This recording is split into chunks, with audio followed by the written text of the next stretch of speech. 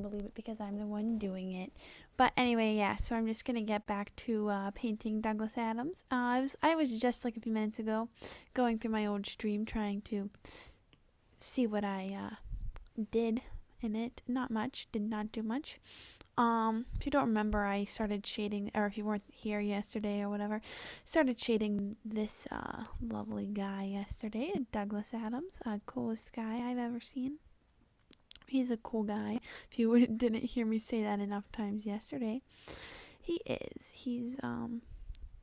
He wrote The Hitchhiker's Guide, which I was talking about excessively. I think I talked about it for a good solid maybe 2 hours yesterday. I talked about The Hitchhiker's Guide. It was a cool day. I always have a good time when I'm talking about The Hitchhiker's Guide. So, if you ever want to talk to me about something and you want me to do most of the talking for 2 hours, yeah, let's talk about The Hitchhiker's Guide. That is a good idea because that is something that I can talk about for, well, many hours, more than just two. In fact, that is what I'm going to talk about right now, The Hitchhiker's Guide. And if you want me to talk about something else, like stop talking about The Hitchhiker's Guide, you nerd, talk about something that everyone wants to talk about, then I will. This is your stream just as much as it is mine. Although, I do have really bad conversational skills, especially when it comes to something that isn't The Hitchhiker's Guide. Just gonna be honest with you here. I do have bad conversation skills. So, yeah. So, that is what's happening right now, what is happening right now. That's not that. Okay. What is happening right now is I am painting Douglas Adams from an episode of Monty Python's Flying Circus that he was in which he was a surgeon for a good 20 seconds, maybe less. I think it might have actually been less. I have no concept of time, and so, I don't know. Even Douglas Adams didn't have a concept, or maybe he did have a concept of time. I just like to joke about it. But he said in The Hitchhiker's Guide, this is one of the most commonly quoted phrases from The Hitchhiker's Guide, is time is an illusion, lunchtime doubly so.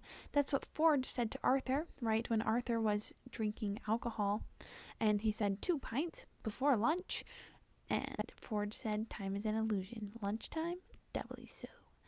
And it's true, guys. Lunchtime is more of an illusion than time, just time in general, right? Yeah, so that's what we're doing right now, or that's what I'm doing, is I'm just painting this really cool guy, because he's cool. He's a really cool guy. I need to get some new phrases than just, saying, oh yeah, that's a cool guy. I need to learn some new words, but in other news right now, I'm painting Douglas Adams. Do you like him? He's cool. See, here we go again, cycling back. I'm just going to start talking about The Hitchhiker's Guide to the Galaxy. So let's see, what can we talk about? Yesterday, I talked about the creation of The Hitchhiker's Guide, like the where he got the idea and then forgot about it. For 8 years, he was lying drunk in a field when he, all of a sudden, got the idea for The Hitchhiker's Guide to the Galaxy. He was, in case you don't know the story, he was, lying in a field in Innsbruck, and he was drunk, and he was holding a copy of The Hitchhiker's Guide to Europe. And he thought, wow, someone should write A Hitchhiker's Guide to the Galaxy. And so he did. That's what he did.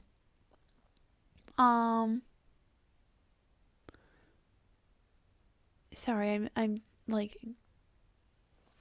checking the chat. Or I'm pulling the chat up. Okay, no one's watching. That's nice. So, oh, wait, does the title say that I'm drawing David Bowie? Yeah, I'm not drawing David Bowie. I am not. This is not David Bowie, you guys. This is Douglas Adams. Not that he's like, David Bowie and Douglas Adams are different guys, and they're both cool.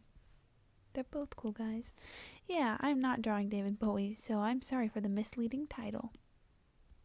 I was drawing David Bowie. Do you guys want to see that? Oh, I bet you do, yeah. This is the David Bowie painting that I started.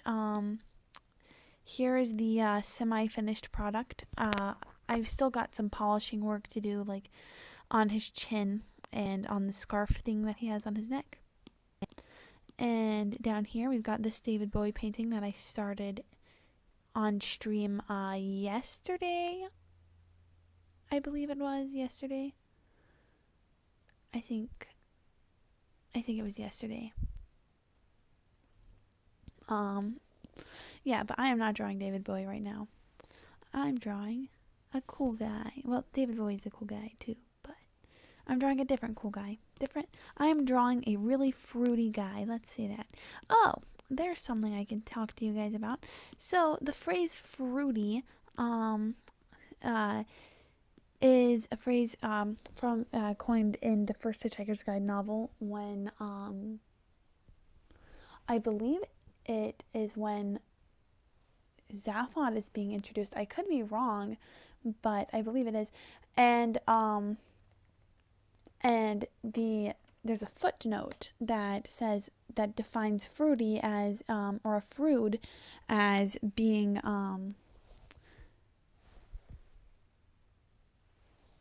a guy who's like kind of got it all together, right? Got their life together. They know what they're doing. And that's a fruit. And a hoopy is a guy who's got it all together, and a fruit is a guy who's really got it all together. So a lot of people actually misuse the word hoopy by using it as an adjective rather than a noun, which hoopy is a noun. But a lot of people use it as an adjective because they think that it's an adjective, and it's not. Well, so there's actually like some, not really debate, but there's like some words about that. No, I don't know. There's like some discourse, I guess, like, because so in the Hitchhiker's Guide television show, which you may or may not have watched, Ford is eating Hagra biscuits, which there's also a debate about whether it's Hagra biscuit or Hagro biscuit. But Ford is eating Hagra biscuits, and I just say Hagra because it's like easier, I guess. It's easier on my mouth to say Hagra, and I need to be as easy on my mouth as I can be because, let's be honest, I'm not a good speaker. So yeah, Ford is eating Hagra biscuits, and he says, and he's trying to get Arthur. He's not currently eating them. He's about to, and he's trying to get Arthur to eat one. And he says, "Oh, just try it, Arthur. It's the hoopiest food in the whole west of the galaxy. Your mouth will love you for the rest of your life." And Arthur takes a bite of it and immediately spits it out, and because it's pretty bad. And Ford takes a bite of his and spits his out as well. Or no, I think Ford actually does like get it down, but yeah. And he gags, and he's like, "Oh yeah, I forgot. Did Trossi hate Vogons? Never forget that." And I haven't forgotten it. Did Trossi hate Vogons? Which, that's a very important thing to remember, especially if you are ever going to hitchhike. Did Trossi hate Vogons? So,